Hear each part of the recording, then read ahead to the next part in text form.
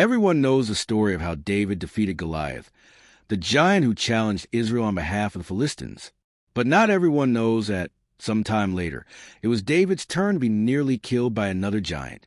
This mysterious giant, mentioned in the Bible and unknown to most people, was called Isbi-Benob, and like Goliath, he was also a warrior in the service of Philistines, David's near end and the military council. This warrior, descended from giants, might have gone unnoticed in the pages of history were it not for the fact that he nearly killed King David during a battle. In fact, after this clash with Isbi-Benob, David was eventually advised by his military leaders not to go to war again leading the Israelite troops. Such was the risk he had taken. The name question, Isbi-Benob or generic title. But who really was Isbi-Benob? Where did he come from? What is his true story? And how did he change the behavior of the Bible's most famous warrior king? That's what we'll discover in this video. The name Isbi-Benob likely indicates someone who lived in Nob. However, some interpreters point to the possibility that this is not a personal name. That is, some scholars believe it was not the name of the warrior who nearly killed King David. Masoretic vocalization and the consonantal text. This is because the name Isbi-Benob in Hebrew is actually the vocalization of the corrective reading of the text proposed by the Masoretic tradition. However, the Hebrew text, as originally written, can also be understood as referring only to a generic group of Philistines from Nob, among whom was a warrior descended from Rapha, whose spearhead weighed almost 4 kilograms. Note that if this understanding is adopted, then the Philistine warrior who confronted David is actually anonymous in the biblical record. The giant's origin, descendant of Rapha/Rephaim. But despite this doubt and despite the uncertainty regarding his name, the most accepted position among biblical interpreters is that Isbi-Benob was indeed a man of great stature. The biblical text states that Isbi-Benob was a descendant of Rapha in the second book of Samuel, chapter 21 and verse 16. But who was Rapha? Most commentators agree that this is a reference to the Rephaim, who were a group of giants. In fact, in the biblical text, the term Rephaim can also refer to the Emim and the Ung-Shimon. However, it seems that some of their representatives settled among the Philistines.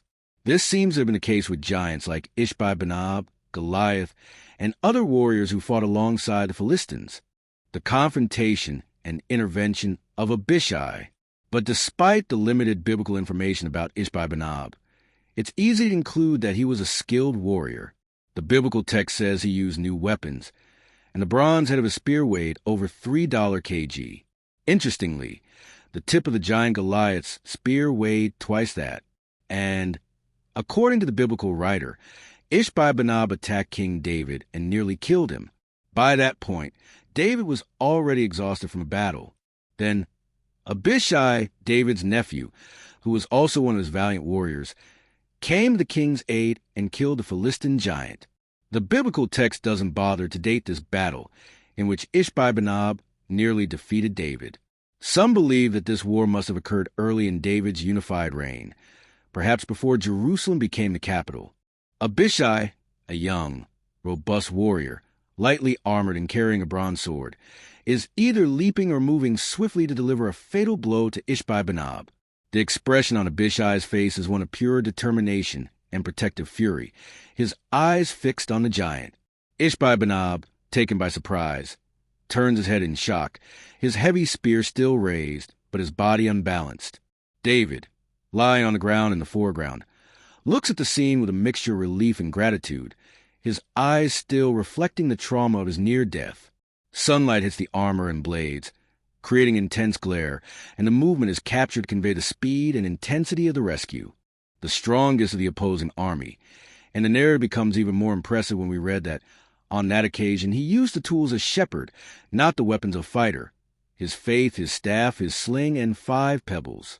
These were the tools he used to defeat the giant who was affronting God's people. On the other hand, when David faced Isbi-Benob, he was already a seasoned warrior who had accumulated many victories on the battlefield. Furthermore, he was using the best weapons available for war. After all, he was the monarch of the nation. Even so, David found himself in a fragile situation. He needed the help of his nephew Abishai, as Ishbi-benob was already on the verge of killing him. Can you see the antagonism? In some circumstances, God grants us strength and prepares us to face and overcome challenges that seem insurmountable before us.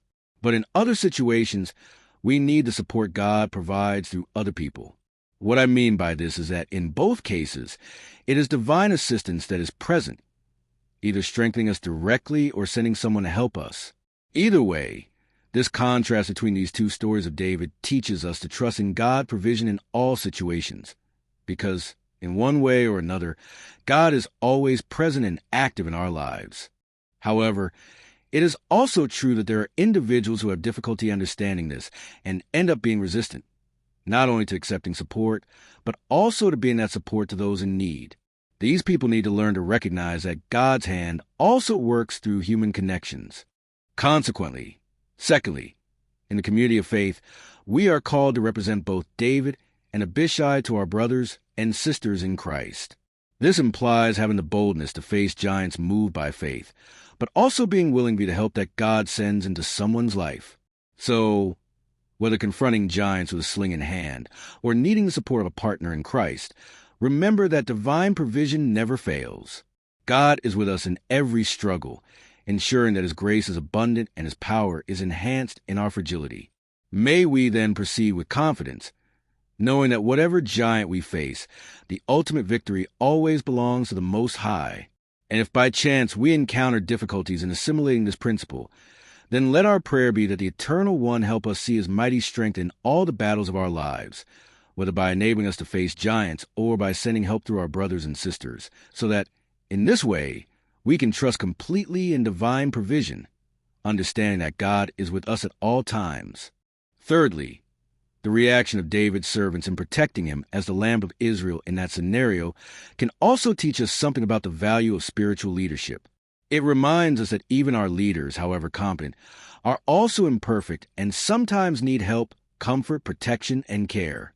In our organizations, we must cherish and defend those whom He placed them as leaders of His work in this land, recognizing the role these people play in the ministry as ministers of the gospel in the edification of the church and in the projection of divine light in a world dominated by darkness. Furthermore, in the New Testament church, this role of being bearers of divine light before the world falls to all believers.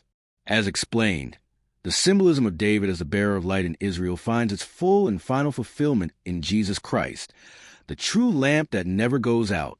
However, as followers of Christ, we are called to reflect this eternal light in our lives, illuminating the path with the truth of the gospel for those who still walk in the shadows of doubt and hopelessness. Now, tell us in the comments if you already knew this story of the giant Ben in the Bible.